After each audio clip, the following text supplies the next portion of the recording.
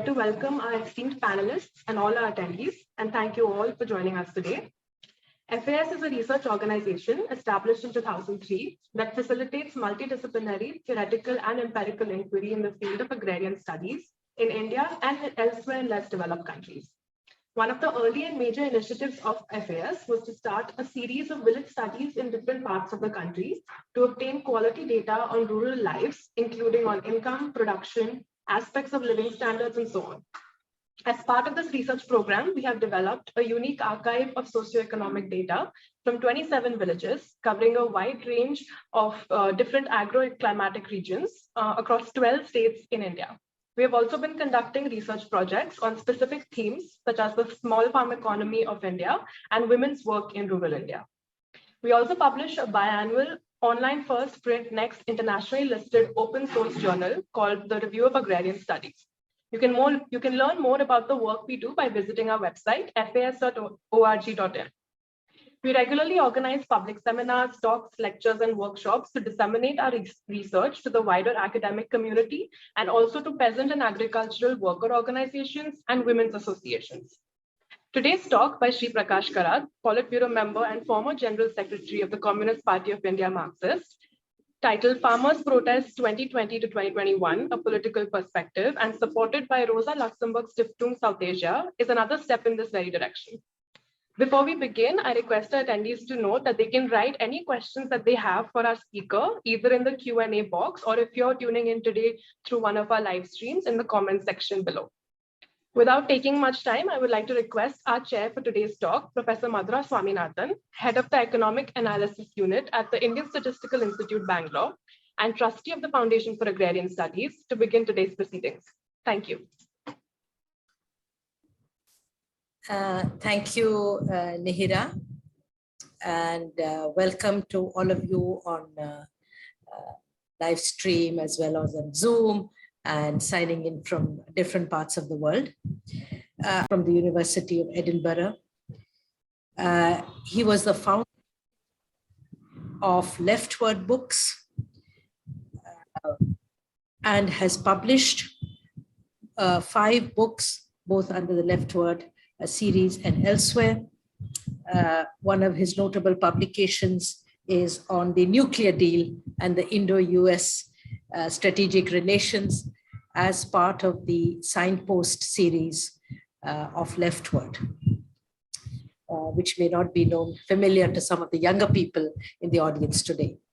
Prakash Karat has been on the editorial team of the Marxist quarterly theoretical journal of the CPI-M, as well as on the editorial team and editor of People's Democracy weekly bulletin.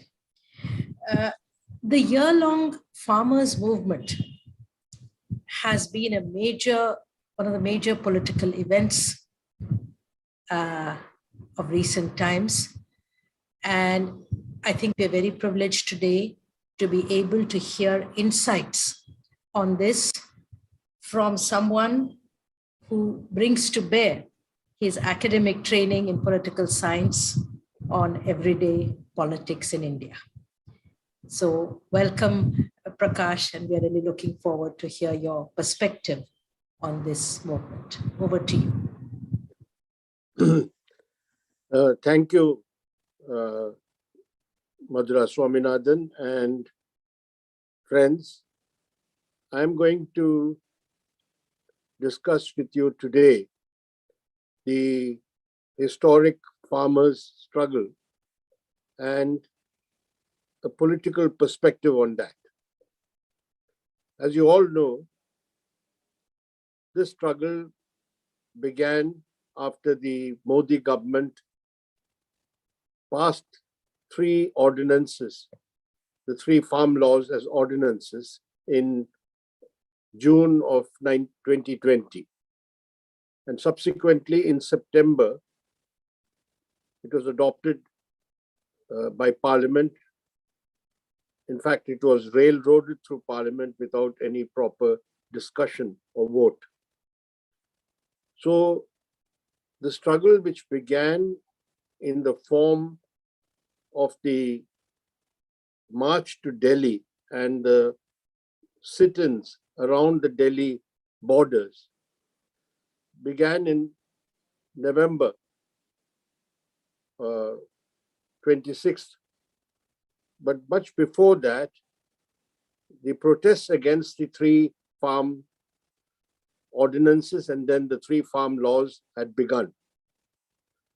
And an important aspect to note is that this has been the most sustained and united struggle of the peasantry since independence, in post-independent India. And the fact that the government had to repeal these three laws makes it a historic struggle because of this victory it achieved. So it is, I think, necessary to understand how such a wide-ranging and sustained movement developed, what are its main features, and what are the political aspects and class aspects that we must pay attention to.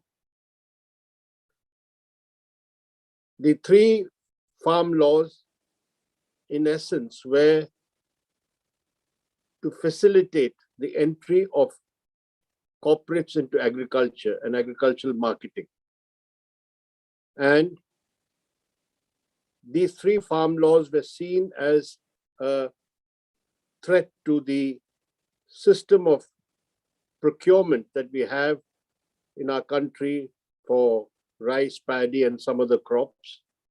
The minimum support price on which basis this procurement is done, and the whole setup of procurement by the Food Corporation of India and subsequently the public distribution system. The states where these laws evoked the biggest response or reaction were Punjab, Haryana, and Uttar Pradesh, specifically Western Uttar Pradesh. And you all know that it is in these three regions that you have a large-scale procurement of paddy and wheat, and you have a system of middlemen called arthiyas who collect the produce from the farmers and give them an assured price, which is already pre-announced. So it is Punjab, Haryana, and Western UP where the bulk of such procurement takes place.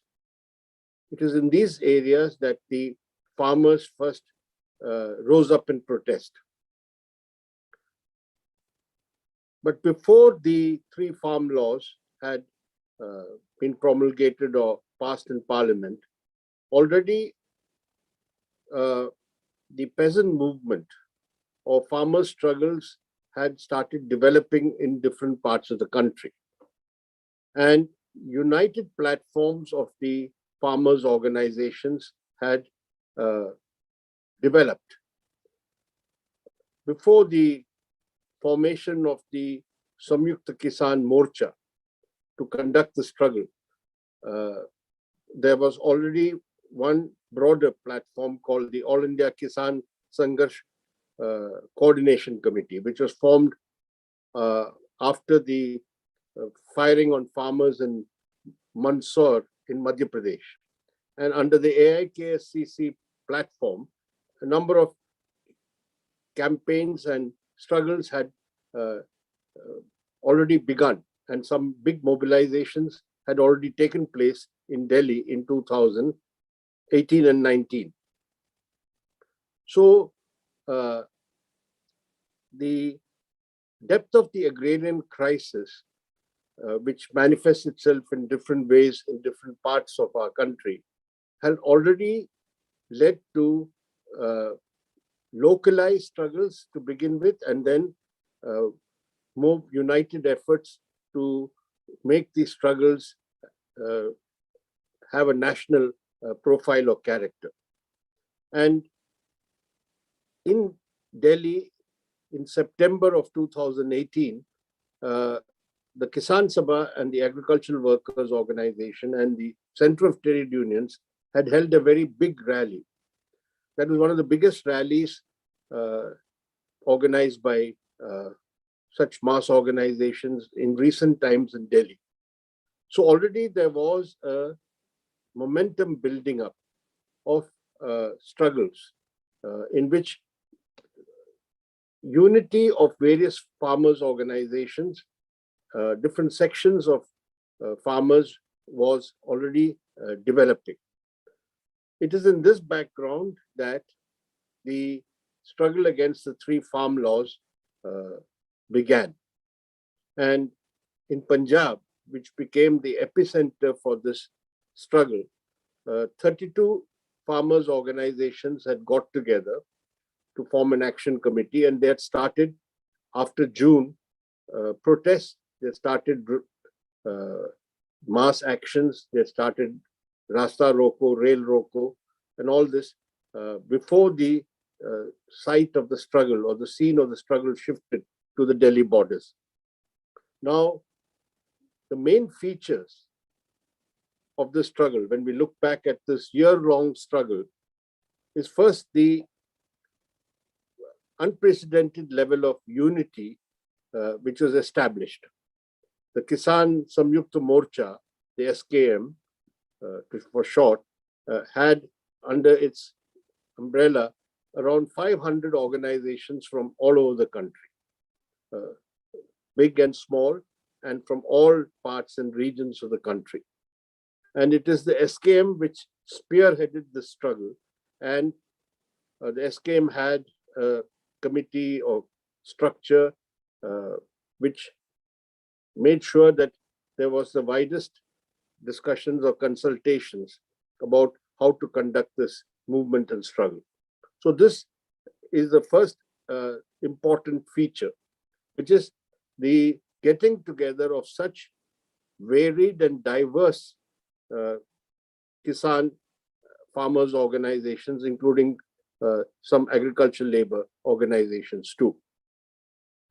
The second feature, which should be noted, is the form of struggle which developed.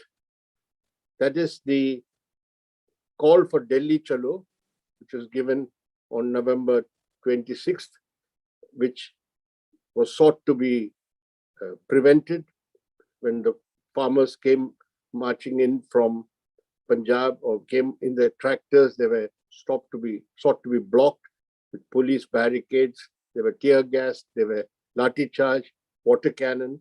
But despite that, the march landed up on the borders of Delhi, the Haryana border, and then later the Rajasthan border, and then the border with Uttar Pradesh and so on. So the struggle became focused on these 5-6 sites around the borders of Delhi. And all through the year-long struggle, these sites were manned by tens of thousands of farmers. There was a continuous flow of farmers coming, and later on rotational shifts were worked out, particularly from Punjab, where village by village they would decide who would go for 2 weeks or 3 weeks and come back. So this was a continuous mass mobilization. And in that process, tens of thousands of farmers from these 3 states, and also at the second tier from Rajasthan, Madhya Pradesh, and Uttarakhand also joined in. So this struggle was the longest struggle or sustained struggle, and it developed a certain form, as you all would have seen in television, etc., where there was collective kitchens, langars set up, there was medical facilities, there were even reading rooms or libraries. So people who stayed there for weeks on end, all of them could live in a collective way and protest there. This is the second feature. The third one is regarding the fact that actually the call given on November 26th was the day that the central trade unions in India had given a call for a general strike, November 26th of 2020. And the All India Kisan Sanghas committee, the earlier committee, had given a call for a Grameen Bandh on that day and for Delhi Chalo, which was joined in by the Punjab organizations. So you had, from the outset, a struggle in which united actions of working class through the trade unions and the Kisans developed. And throughout this year, we saw a degree of joint action and joint activities and mutual solidarity between the trade unions and the Kisan organizations, the like of which we have not seen before. And the nature of the Kisan movement was such that it was able to break the regional, caste, and religious barriers. And you saw, for example, Haryana and Punjab, there had been strains and conflicts over, say, river water sharing. And you saw that such obstacles and barriers were broken down, and there was a great degree of comradeship between the farmers who collected, because two of the main sites were actually in Haryana, and it was the Haryana farmers and peasantry who actually supplied the rations, provisions, grocery, vegetables, milk, etc., to keep the protest going. And a great deal of bonds of solidarity and comradeship was developed, breaking down the earlier Haryana-Punjab sort of division. And the same thing we saw in Western UP, that the deep communal divide which had developed between the Jat farmers and the Muslim farmers and Muslim community after the Muzaffarnagar riots in 2013, that was bridged to a large extent. And we saw in the Muzaffarnagar rally subsequently, later, that is early this year, the huge mobilization in which there was large participation of the Muslim peasantry, artisans, etc. So in that sense, this movement, especially given the character of this peasantry, which was mainly the Jat peasantry in Western UP, and by and large the Jat peasantry of Haryana, in which there had been many ingrained prejudices built up about other castes and about other communities, that got broken down in the heat of the struggle. And this is a very positive development. The other feature which we have to note is the significant participation of women, from the Kisan families who joined in the protest fully. They even drove tractors during the rallies, and a recognition or acknowledgement of women as farmers. This is the first time such a large-scale acknowledgement or recognition took place within these farming communities also.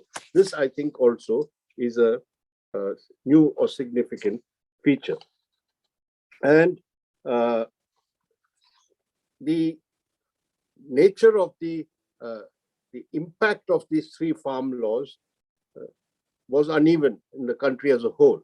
As I said, the greatest direct impact was on these three states, which are three areas which are more capitalistically developed, which had got a system of state procurement, MSP, etc., through the mandis. So there was this mass upsurge. And in other places where such procurement and system does not exist, there was sympathy of the farmers in these areas or states for the struggle, support for the demand, and they also joined in mainly solidarity actions of support, holding rallies, holding demonstrations, and even on a larger scale, like in Maharashtra, coming out in the streets, etc. And I'll come to that later, but even in Maharashtra, Bandh was called on the Lakhimpur Kheri killing of the 4 farmers at a later stage. But there was definitely churning in the farming community in many places. But given the nature of the issue and the demand and the fact that it was being held in Delhi, it expressed itself more in the form of solidarity actions and protest actions supporting the farmers. The other feature which we have to take note of is that the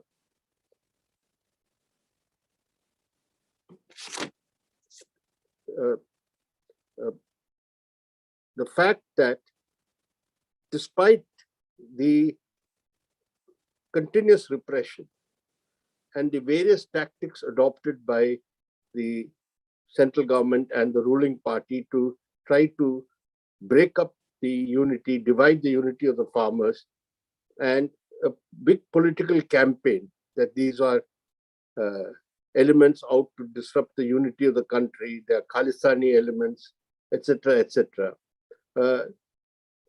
All this was faced with great courage and determination by the peasantry. As you know, this sit-in started in November, and then the most severe winter came. And despite the winter and then the unusual rains which took place early this year during the winter, all this peasant masses, men and women, many of them brought their family, children also, they stuck it out, braved this whole repression. And that was one of the reasons why the government failed to roll back this movement or disrupt its unity. Trying all methods were used, but they could not succeed. This is an important aspect. Even despite this very determined protest, and they are of a hardy nature, the peasantry of this area, they're used to this winter and rains, etc. Despite that, over 700 farmers lost their lives during this 1 year. Many in road accidents, some due to the inclement weather, falling sick, etc. But 715, to be precise, including the Lakhimpur Kheri farmers, lost their lives. So this movement produced great, led to people making great sacrifices, and many of them lost their lives as a result. So these are the main features of this movement. Now, I would like to go into some political aspects of this movement, situated within the current political situation and the policies of the Modi government. As you all know, after the Lok Sabha elections of 2019, when the Modi government came back with a bigger majority, there was a determined push to go ahead with the neoliberal policies. I don't want to go into all those details. Along with that, an aggressive Hindutva agenda. Both these twin attacks took place. We saw how Jammu and Kashmir state was dismantled. union territories established. We saw the Citizenship Amendment Act. We saw the increased Muslim baiting and attacks on the Muslim minorities. All this was the Hindutva agenda. And as far as the economic aspect is concerned, the neoliberal agenda, we saw how they have stepped up the privatization drive. They're going to practically dismantle the whole public sector, and various policies have been announced regarding that. And the 3 farm laws also were part of this big push to implement neoliberal policies. So in that context, the one mass movement had developed before the farm laws were brought in. That was the anti-CAA movement, the Citizenship Amendment Act, which saw big mobilizations around the country. But it got cut off or stopped because of the pandemic and the lockdown. Once the lockdown was imposed, it was not possible to carry on these protests. But the anti-farm law movement, which developed, had a clear understanding that these 3 farm laws are for the corporates. It's a pro-corporate measure. And in order to counter this, they not only talked about the withdrawal of the 3 farm laws, but they also said we want a legal status for the MSP. MSP, which means 1.5 times the cost of comprehensive production, the formula which was given by the National Commission of Farmers. They raised that in a big way. Second, apart from the 3 farm laws, the third demand was the Electricity Amendment Act, which was going to lead to privatization and increase in electricity rates, which would affect the farmers directly. So all these 3 demands: first, the 3 farm laws be scrapped, the MSP being given a legal backing, and third, the withdrawal of the Electricity Amendment Act. All 3 were taken up right from the beginning of this movement. So you saw during the protests, the direction and the slogans which were raised were against the neoliberal policies and the corporates. This aspect, the political or class aspect, we have to keep in mind. The second is that Punjab, which, as I said, was the epicenter of the movement, where every village and every household in some way contributed to the struggle in the rural areas. The immediate fallout was the Akali Dal, which was the longest standing ally of the BJP, right from the time before the NDA was formed, Vajpayee government was formed, etc. The Akali Dal broke away from the BJP and the NDA, left the government also, because they were representing more the Sikh farmers, particularly the landlords and the big rich peasants of Punjab. So they broke off. And this is one fallout of this farmers movement, that the BJP got totally isolated in Punjab. The second aspect, which I mentioned about Western UP, I won't repeat, which is about the communal polarization or divide which had taken place, that got to some extent bridged or healed in this through this movement. The third aspect politically is that such a wide movement, such a united movement, had its impact in the sense that political parties, regional parties, which were some with the BJP like Akalis, some who had even extended support to the farm laws when it was passed in September, they backtracked. And when the first Bandh call was given by the SKM, both the YSRCP government in Andhra Pradesh and the BJD government in Odisha supported the Bandh call, you see, after supporting the farm laws. And the TRS, of course, came out also very strongly, the TRS government and the TRS. So many of those parties which were either fence-sitters or pro these policies were compelled by the intensity of this movement to shift positions. And not only shift on this policy, you have seen, for example, the TRS finally has taken a firm anti-BJP position subsequently. The other aspect which must be noted is that this is the first time that on a major policy, neoliberal policy measure, the Modi government has had to backtrack or roll back. This is also significant because it shows that the fight against neoliberal policies, this Kisan movement has shown that it is possible to fight back different policy measures and roll them back. So this is the other political aspect which we must keep in mind. Then coming to the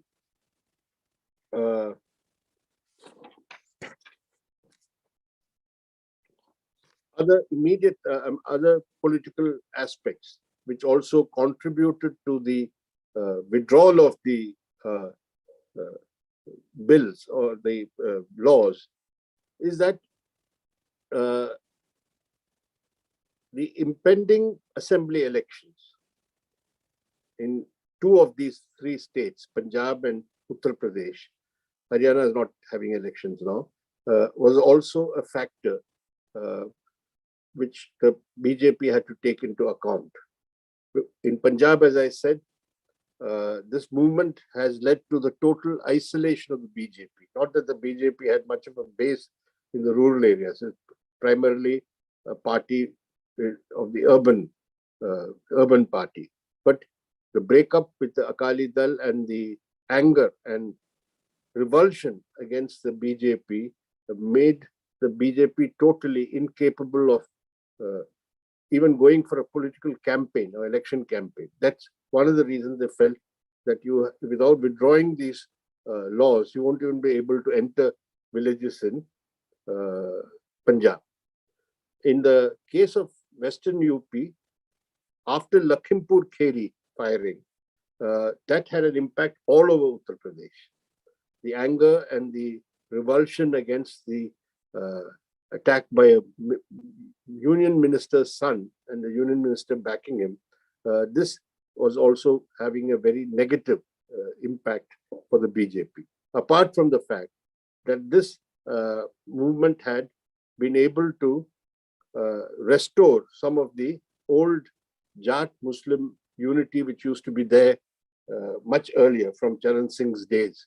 So electoral calculations itself showed to them that Western UP, which had become their bulwark in the last three elections, 2014 Lok Sabha election, which came immediately after 2013 Muzaffarnagar riots, then the 2017 Assembly election, which they swept Western UP, and then 2019 Lok Sabha election.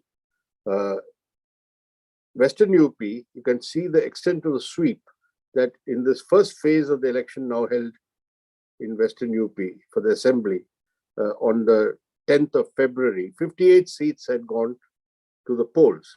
And the BJP had won 53 in the last Assembly election. When Yogi Adityanath came to power, they had just swept the whole Western UP region. And it is here that they feared the biggest reverse. And they felt that if they withdraw the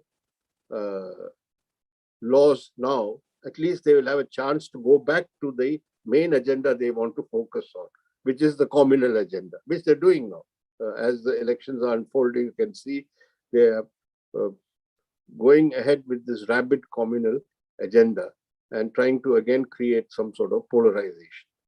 So that was the second reason, the political reason, keeping in mind the elections.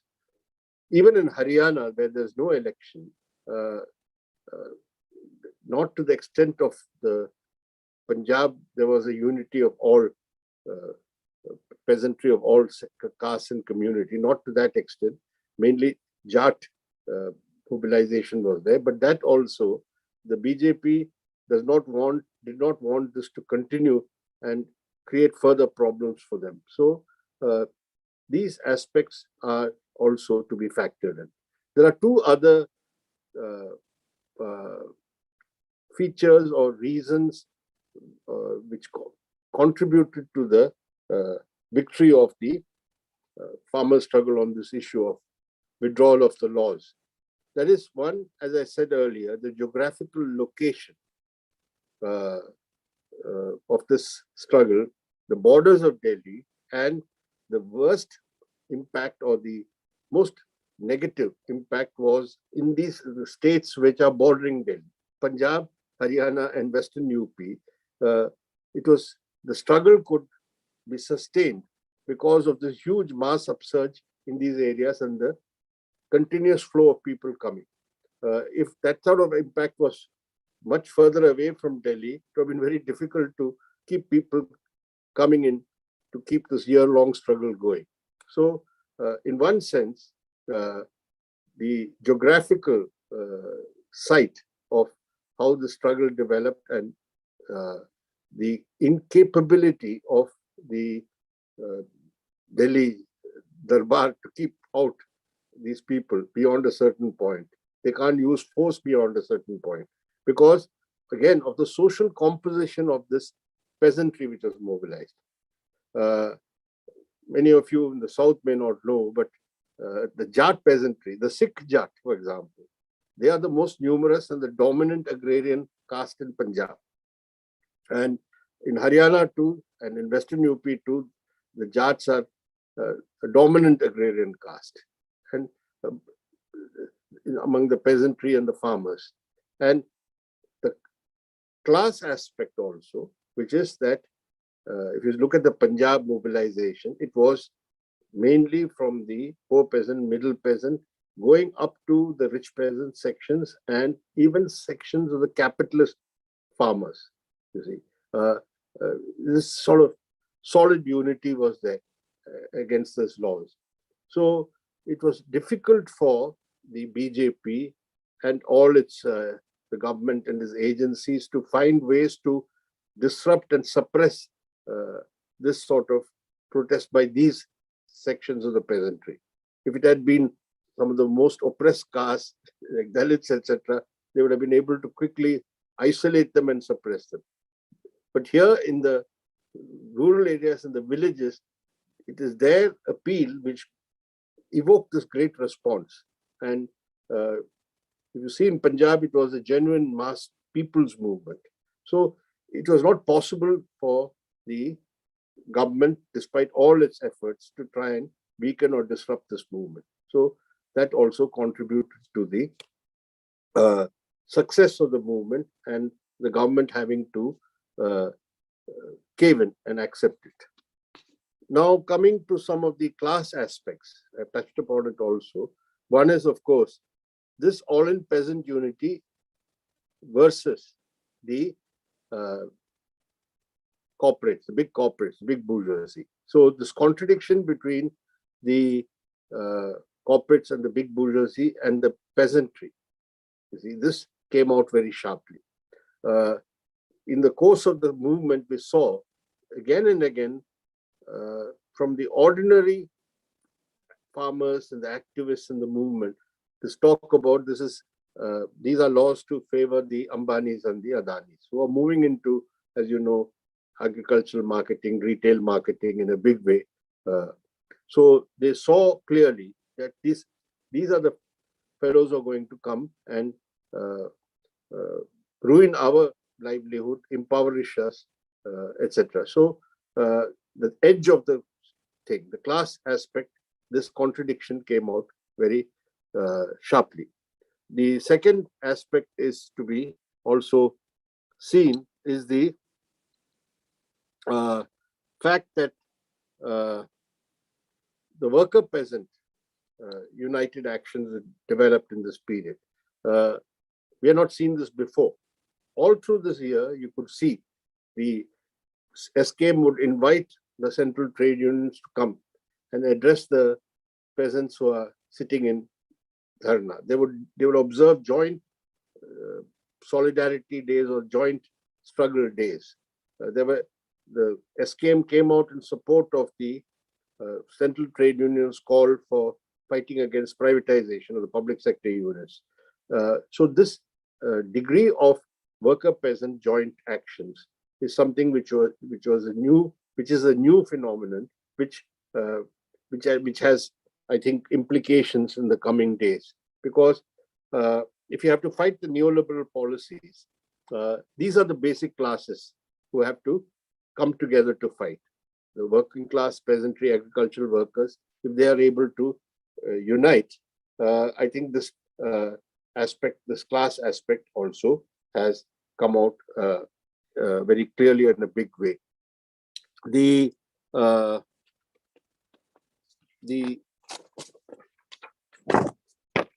1 year long struggle has also, I think, taught the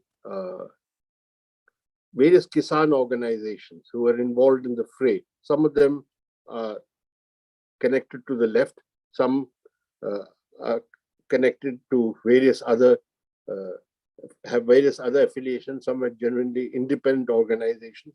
But I think that they have learned from this struggle that if they can maintain this unity, because there were such diverse views.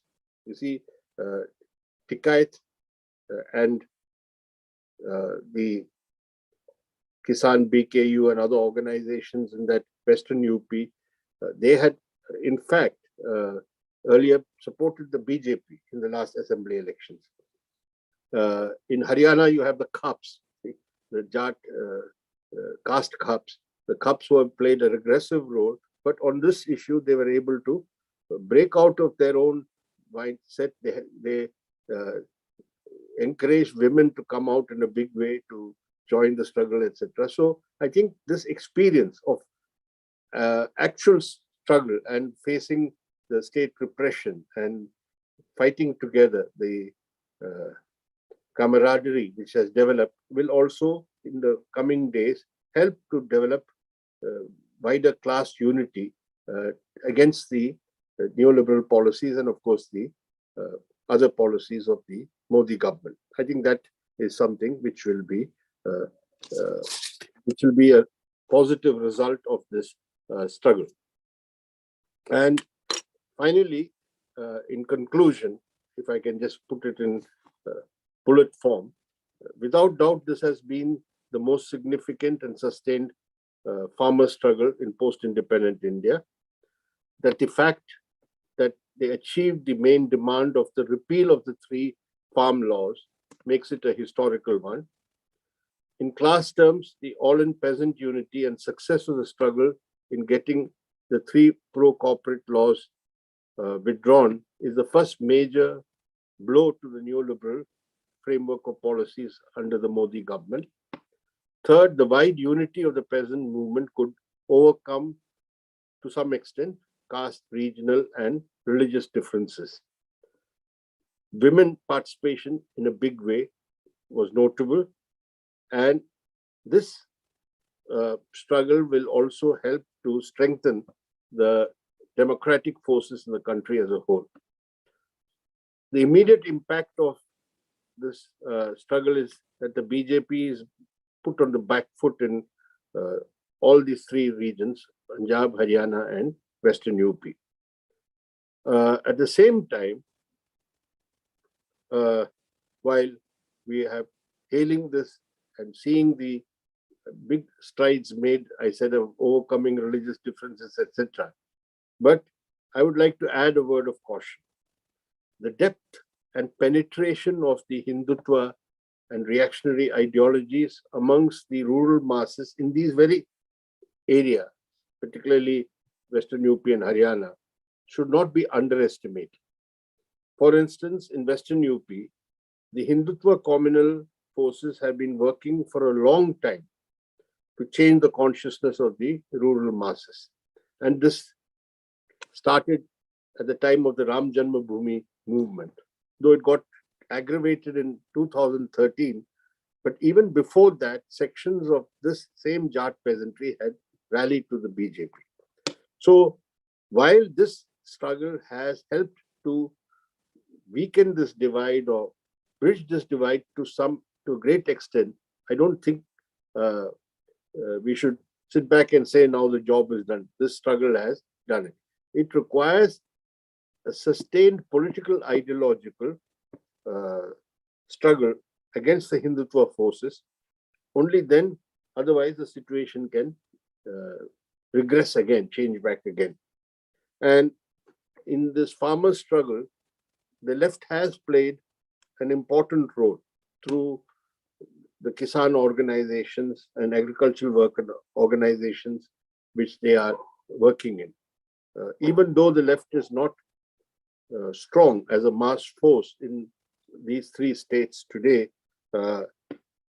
this struggle and the victory achieved has enhanced the prestige of the left forces among the peasantry in these areas.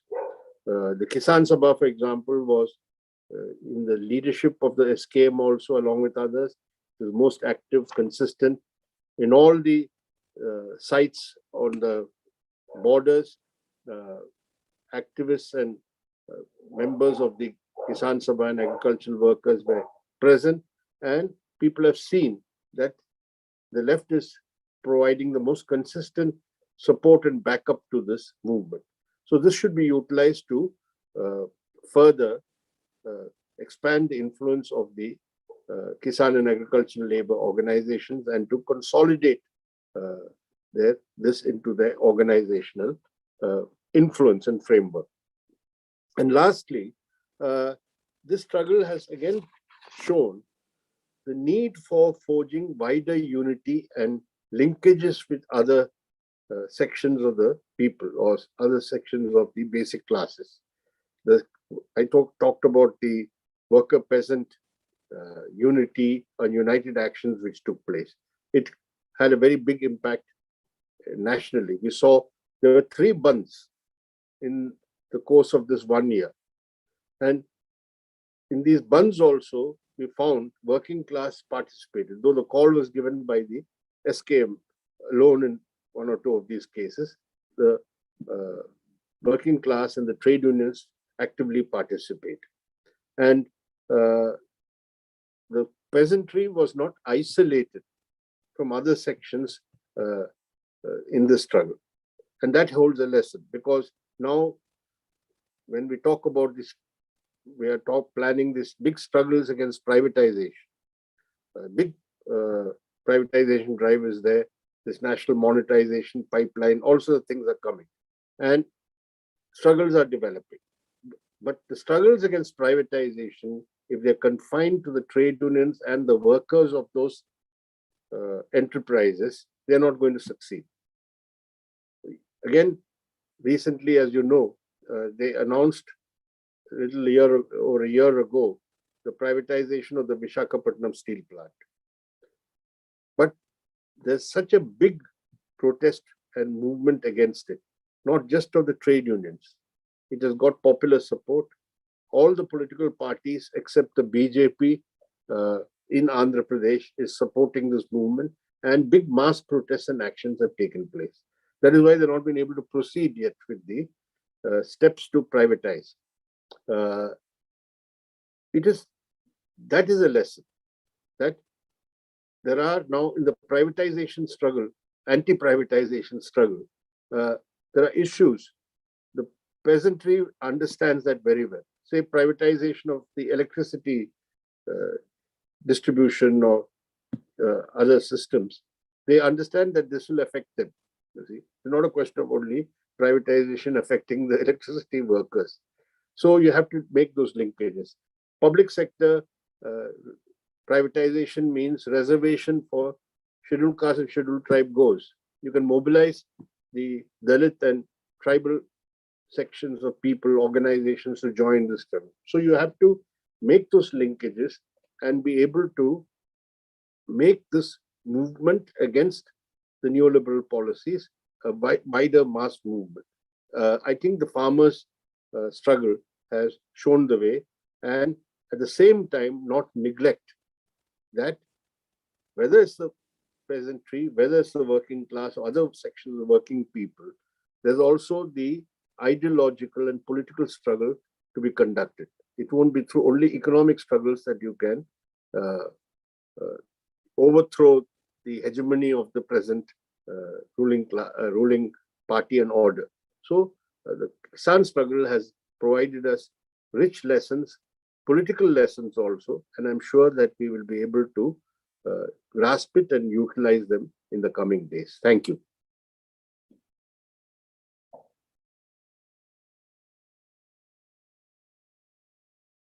Ma'am, you're muted. Madhika ma'am, you're muted. Yeah. Thank you very much for a very comprehensive discussion, and it has already raised a lot of questions. I hope we will have time for them. Let me start right away with some of the questions that have come. A question from Samir Purkastha of the Federal is that why was the farm protest limited to certain states? You did discuss that, but a specific question he asks is, it did not resonate in Eastern India. Can you comment on that? Shall I take a couple of questions together and then maybe... I tend to forget. Okay, we'll do one by one. Sure. I'll do it. You see, I mentioned it. The three farm laws, the impact of these laws were uneven in the country. Eastern India does not have this sort of state procurement system based on the MSP and mandis along with that. It's not been there, you see. FCI procurement is not there. Some of the states have their own procurement machineries, but not in this sort of large scale as it is happening in these three states. So the direct impact that they understood, the Punjab peasantries thought private mandis coming in, corporates entering into the buying of agriculture products, this will immediately lead to eventually, if not now, the dismantling of the present system, which in the state of the crisis in Punjab agriculture, I don't want to go into the details, but you know that one of the only things they can rely on is this assured system of procurement. There are various other issues and problems, and in such a situation they felt, and the same thing in Haryana. So, but there was wider sympathy for this struggle and the demands, because you saw recently in Telangana, they have a system of procurement of paddy, you see, but not through the FCI. The Telangana government procures and they get paid in cash. They have subsidies, center gives, and then what is required for the center is given, and the rest is kept by them. That they stopped this year. First they announced we are not going to procure. There was a big uproar in Telangana.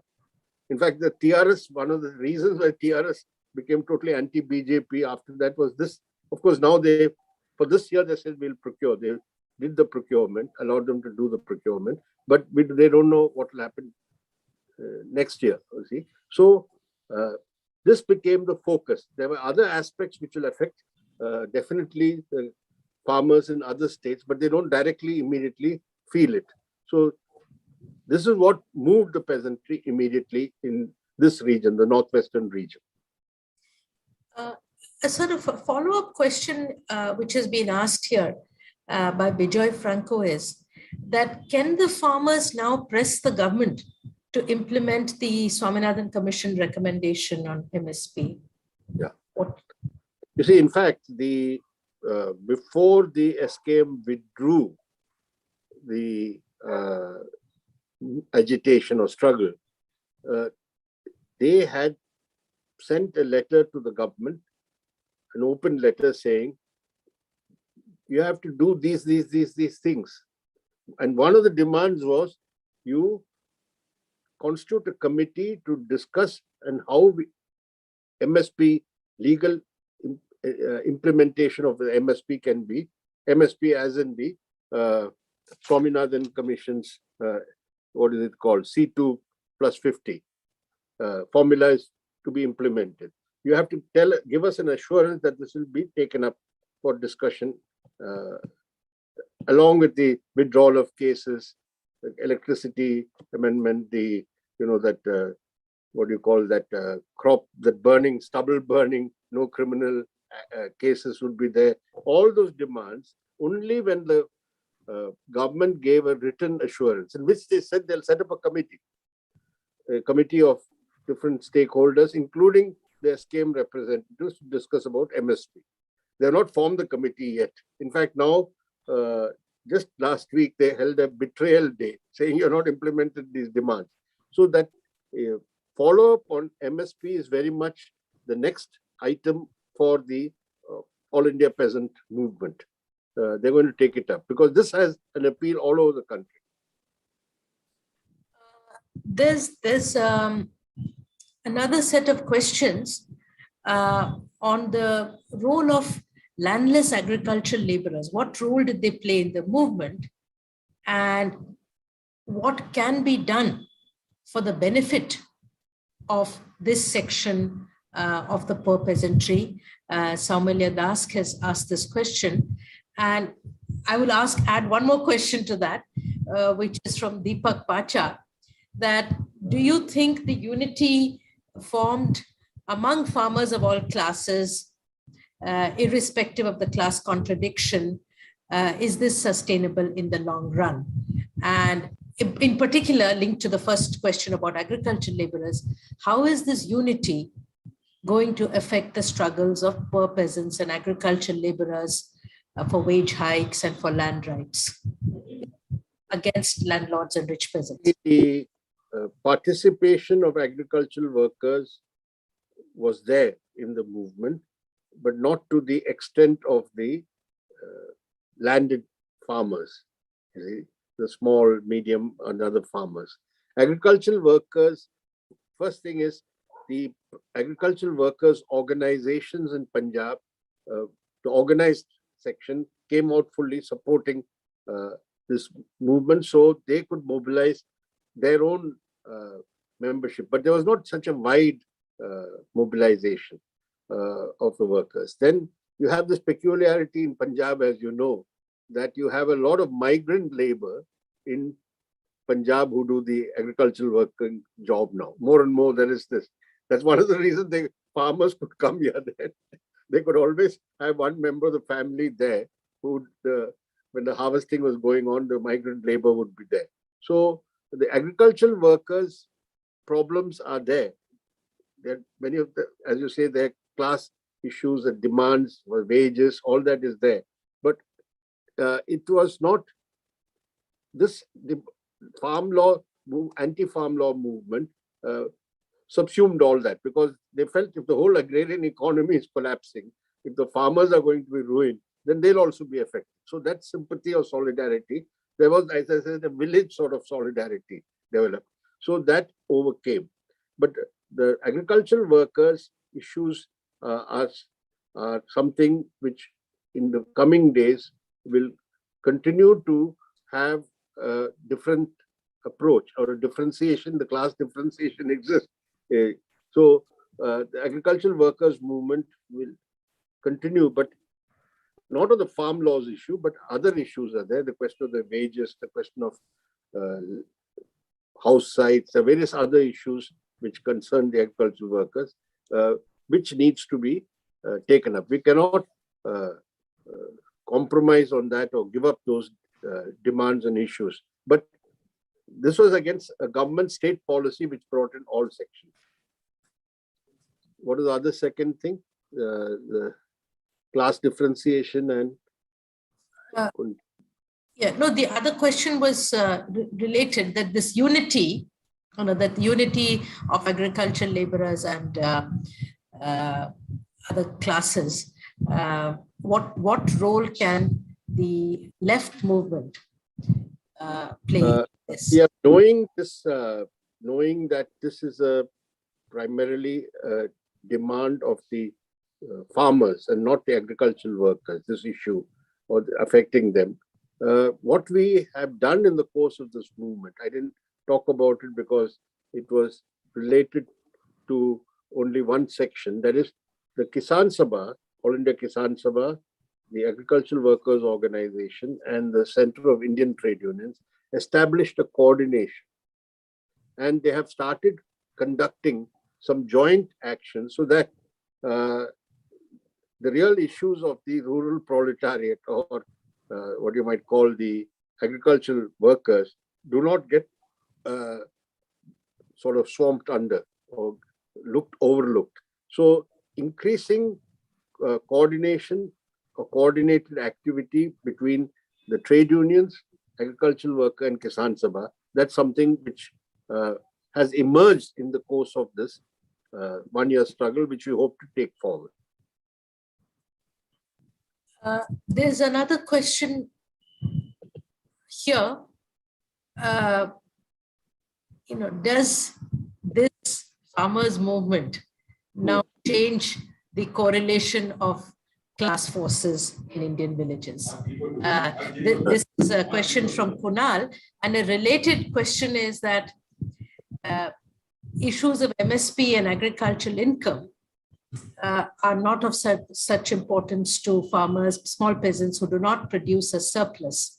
How do we take up issues of poor peasants in the future? I don't think we can say that it has brought about any change in the correlation of class forces in the countryside, even in these areas where the movement has developed. All that is done is it has given a push to the organized peasantry and the organizations to, they've developed the confidence that they can continue the struggles and fight. And yes, the fact, as I said, the withdrawal of the farm laws is a setback or defeat for the big corporates and the big bourgeoisie. To that extent, yes, the organized struggle and this is not a spontaneous struggle. Some people say it's spontaneous. No, as I explained to you, this unity of the Kisan organizations were developing more than 2 years before this farm laws came. So we are seeing a higher level of the organized peasant movement. But then definitely, this is a peasant movement which looks after the concerns, the interests of the rich peasants, the land-owning peasants, the big, even Punjab, the capitalist farmers, I say, the section. Many of them are tenant, so-called tenant farmers, capitalist tenant farmers, but they are big fellows now. Some of them were also rallied. So it is necessary for the left to orient the Kisan movement and the struggles on the issues of the poor peasants and the agricultural workers.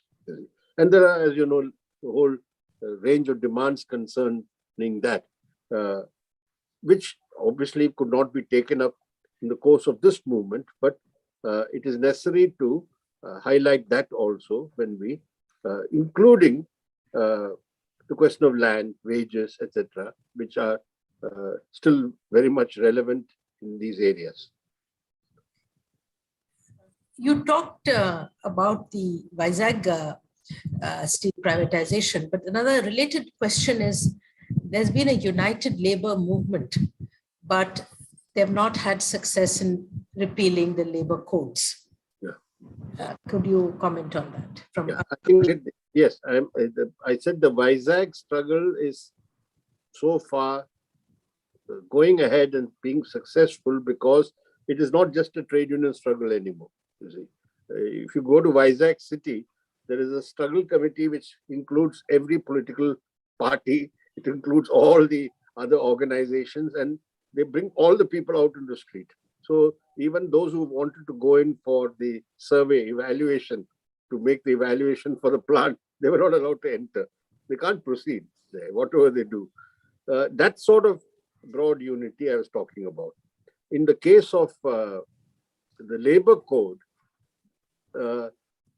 now, as you know, again in March, there's going to be a general strike, 2 days. One of the major demands is for the labor code. I think that the trade unions will have to broaden this, bring in the peasantry, the agricultural workers, and other sections of the working people into the fight against both the labor codes and privatization.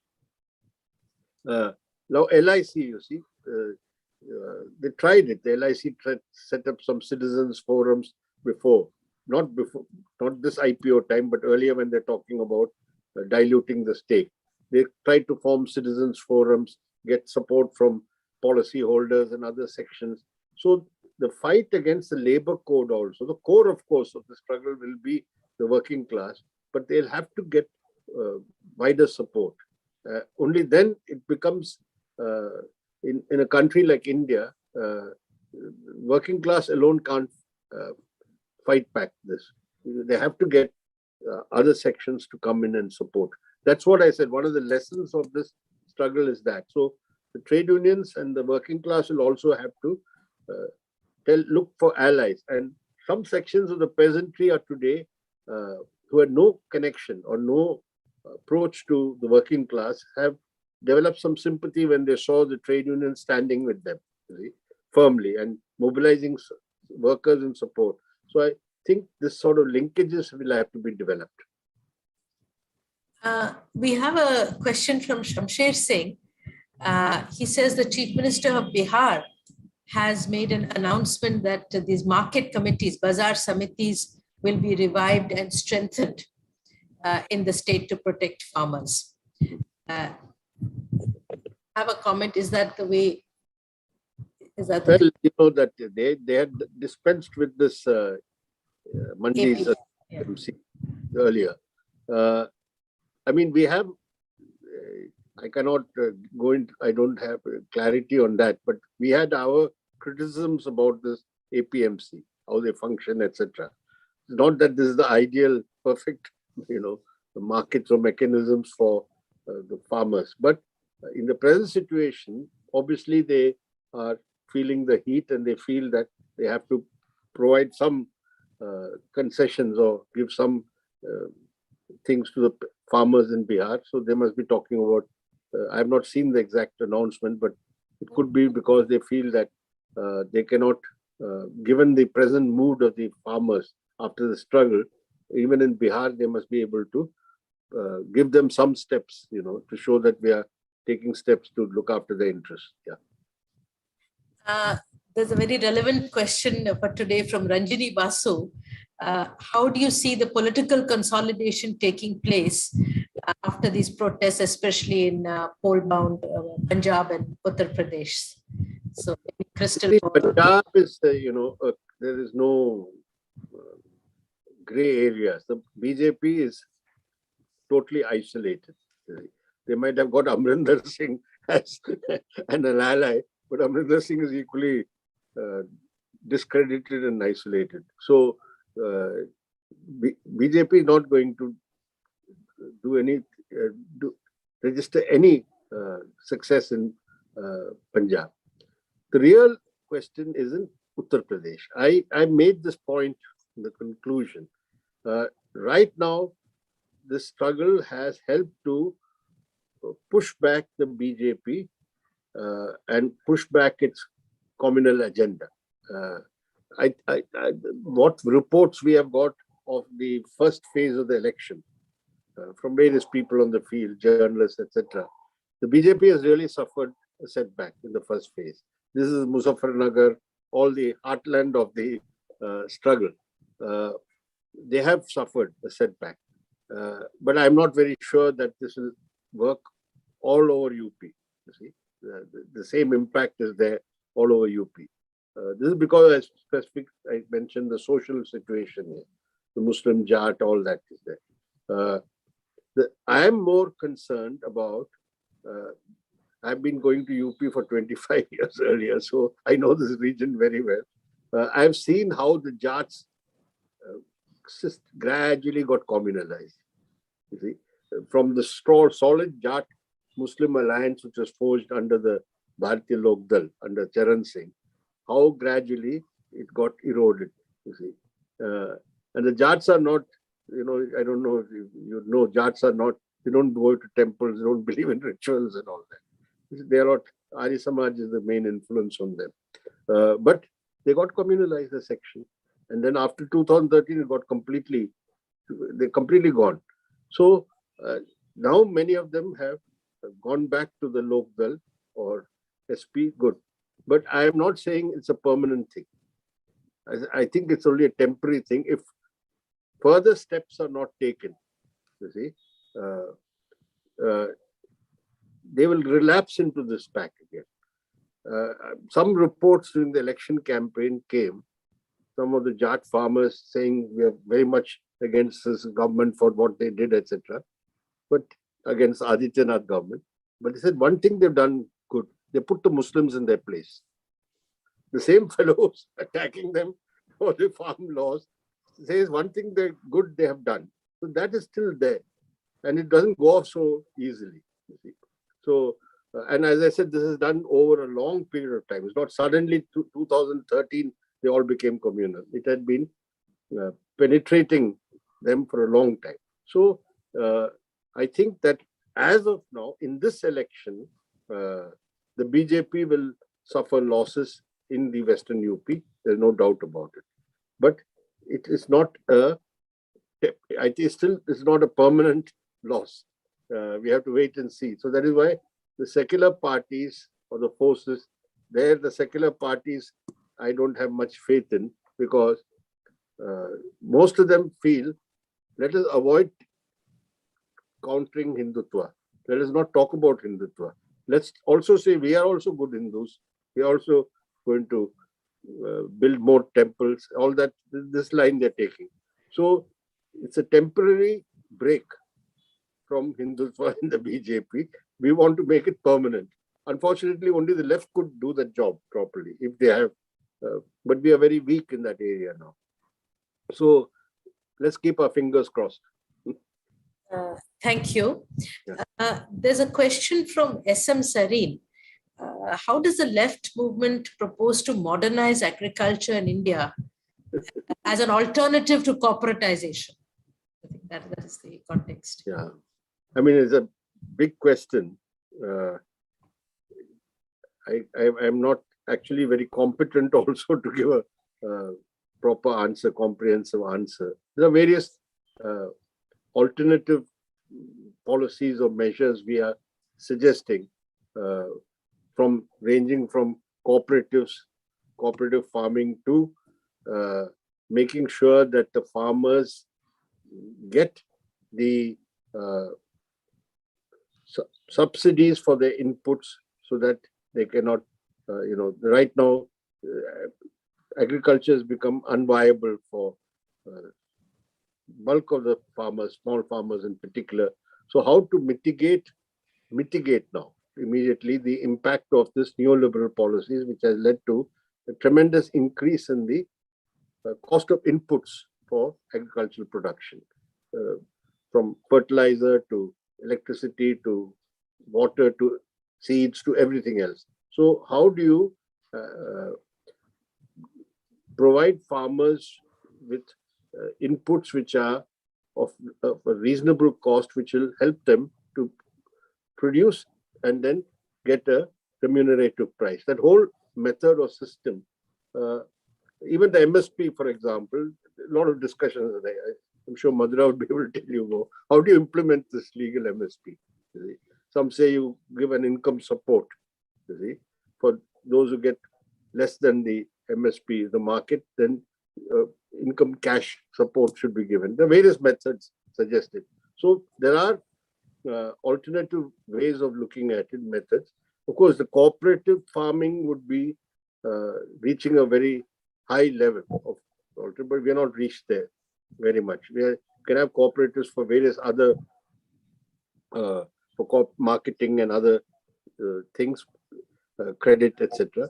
But the main thing is, how do you have policies and measures to ensure that the farmers can get a decent income or livelihood. That is the thrust of the what the left today is talking about.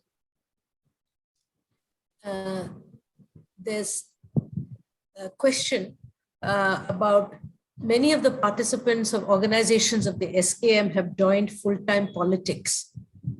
How will this affect the farmer unity that was built? You see, I don't think it is full-time politics yet. Some of them are experimenting. I think they've learned after this. For your information, the major organizations in the Punjab, which are the big mass supporter base, they have not gone into these elections. For example, the Ugrahan group, the BK Ugrahan, they are the biggest. They have said nothing doing. We will not go into electoral politics, either as an organization or send our people, etc. So there have some organizations have jumped into the fray, but I think they're going to learn a lesson. Already they're in disarray. The reports are they couldn't, the choice of candidates, etc. They made a big mess. And Rajewal is, of course, a big leader known by name, but I don't think there's going to be much impact they're going to make in this election. I think from that they will learn. What the SKM has said is, as long as you're going in there, don't be with us now. Afterwards, we'll see. If you come back without continuing political thing, then we will take you back. You see. So I don't think, I think this experiment will teach them that it's not worth the while to try to convert the Kisan organizations into political organizations. The different matter, individuals, leaders from this join some parties. They're free to go and join some parties or get together and create a new party just at the time of election, thinking that this movement they can cash in on and therefore hastily forming some munch. I think that's not going to work at all. And in Western UP, they have taken a more balanced position. Unlike this Punjab, they said no political leader we want on our platforms all through. Only if they're connected with the Kisan or, they think they didn't want any party people. Tikait was not like that. Tikait allowed RLD leaders to come or other leaders to come to speak on the platform. So they have been in politics in some form earlier. Not directly, indirectly, they have had some links with political parties. So, but they also understood that bringing in political parties or political leaders would create immediately problems and disrupt the unity. So I think that this format of having only Kisan organizations, if you have parties, you support us from outside, no getting into our platform. I think that has helped in maintaining the unity of this SKM also. I think that will continue. If this SKM is to continue, that's the only approach they can take. Just a few more questions, Prakash. There are more incoming. Yeah. Does the fact that the government of India, came up with these laws, does it indicate a shift in the class basis of the Indian state? That's from Nikhil Matthew. The class basis, there's no shift in the sense that you have the big bourgeoisie there at the top of the state power, the apex. And when we talk about landlords, we are talking about capitalist landlords, not the old type of landlords anymore. So you have they are the dominant strata in the ruling classes. So for them, these policies were required or necessary or beneficial. That's why, and the Modi government, as you know, is very openly pro-big business, pro-big bourgeoisie. And therefore, it doesn't show any class shift. It just shows that this government is taking up and pushing through policies which are in the interests of the dominant strata of the ruling classes.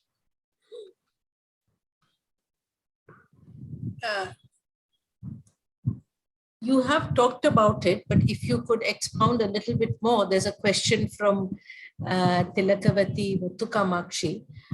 What will be the long-term impact of this struggle on Indian agriculture and Indian farmers? Well, I can't talk about the long-term impact, but I can talk about the short-term and maybe up to the medium term, if you economists keep using these terms. So I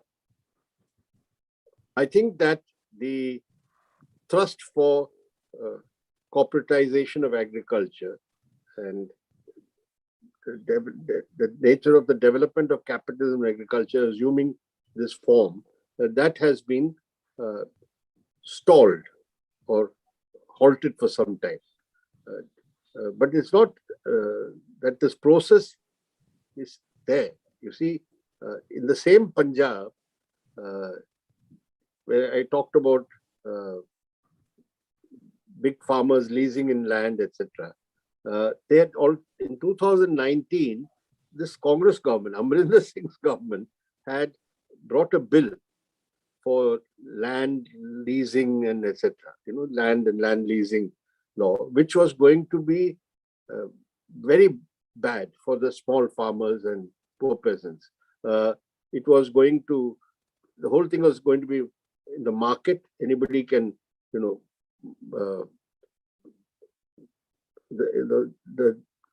leasing in the purely without any regulation, the market, and no limit to the rents fixed for land. So it was going to become a highly, eventually open the way for corporates to come in.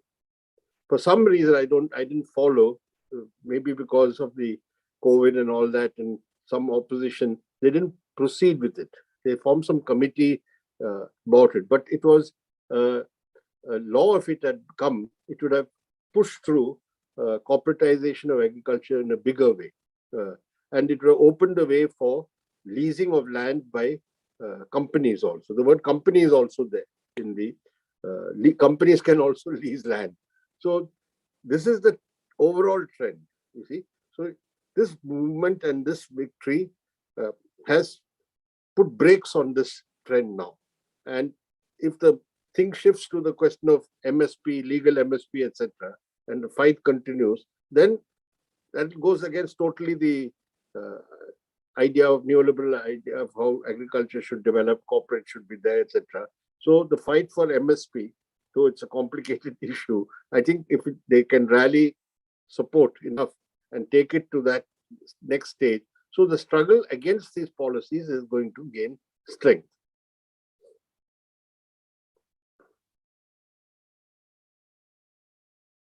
Can't hear. Matra ma'am, you're muted.